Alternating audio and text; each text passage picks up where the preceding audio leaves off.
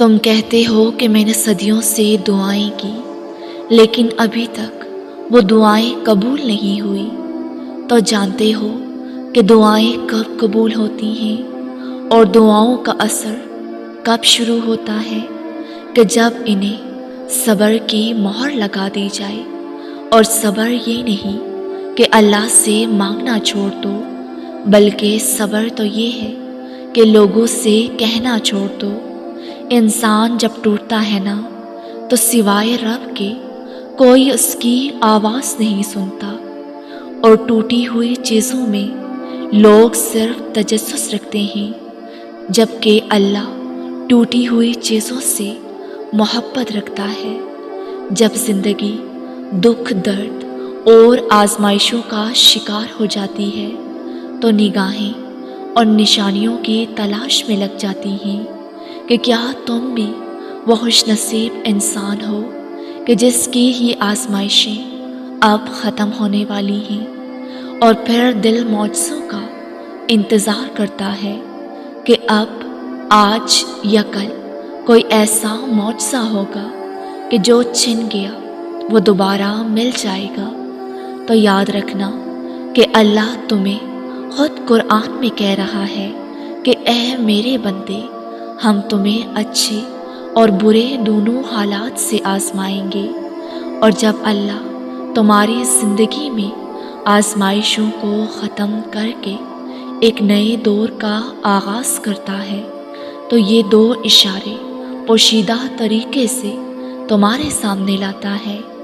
اور جب وہ رب اپنے بندے کے ساتھ خیر کا ارادہ کرتا ہے تو پہلے اسے آزماتا ہے، اور جانتے ہو کہ تمہاری آزمائشوں سے بری یہ تاریک زندگی خوش نصیبی میں کب بدلتی ہے۔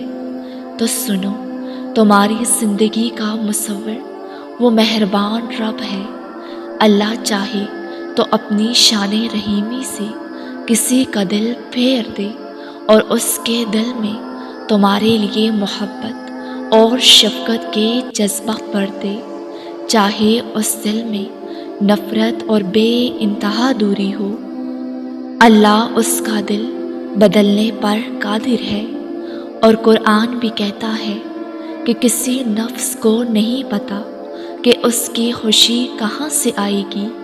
یہ دعائیں کبھی رد نہیں ہوتی، بس ہم انتظار نہیں کرتے۔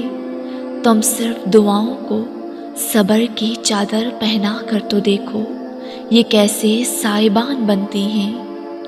اللہ کی قدرت اتنی ہے کہ وہ کن کہتا ہے تو چیزیں ہو جاتی ہیں، خواہ پھر تم مچھلی کے پیٹ میں ہو یا سمندر کے کنارے۔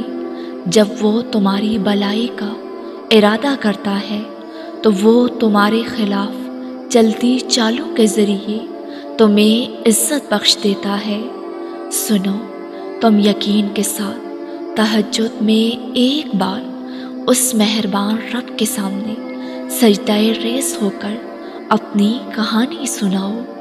نیند قربان کر کے جب روتی ہوئی آنکھیں اللہ کو مناتی ہیں نا تو خواب حقیقت بن جاتے ہیں اور تعبیر کن میں بدل جاتی ہے۔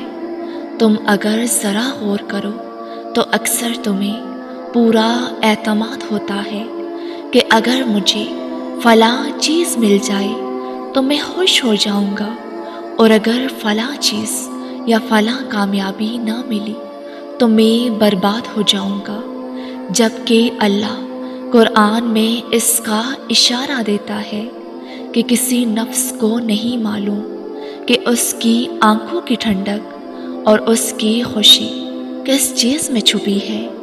اور یاد رکھو کہ ماضی کا پچھتاوا صرف ایک تباہی ہے، اور اس کو ہر وقت سوچتے رہنے سے تم کبھی اپنا آج اور کل بہتر نہیں کر پاؤ گے، کیونکہ جب سوچ بدلتی ہے تو وقت بدلتا ہے، اور پھر نفس سمت ساری دنیا بدل جاتی ہے۔ سنو نادان، مشکل وقت میں جب لوگ تمہیں کہتے ہیں کہ وہ تمہارے ساتھ ہیں اور تمہاری مدد کریں گے تو تم مکمل بھروسہ کر کے بے فکر ہو جاتے ہو، تو جب اللہ کہتا ہے کہ اے انسان میں نے مشکل دی ہے تو آسانی ہی میں ہی دوں گا، تو تم یقین کیوں نہیں کرتے؟ سنو، حضرت ابراہیم علیہ السلام کی قربانی کی مثال تو تمہارے سامنے ہے نا۔ سوچو، وہ لاڈلا بیٹا، اللہ نے کہا اسے میری راہ میں قربان کر دو۔ مقصد بندے کا یقین دیکھنا تھا، عزیز چیز چھیننا ہرگز نہیں۔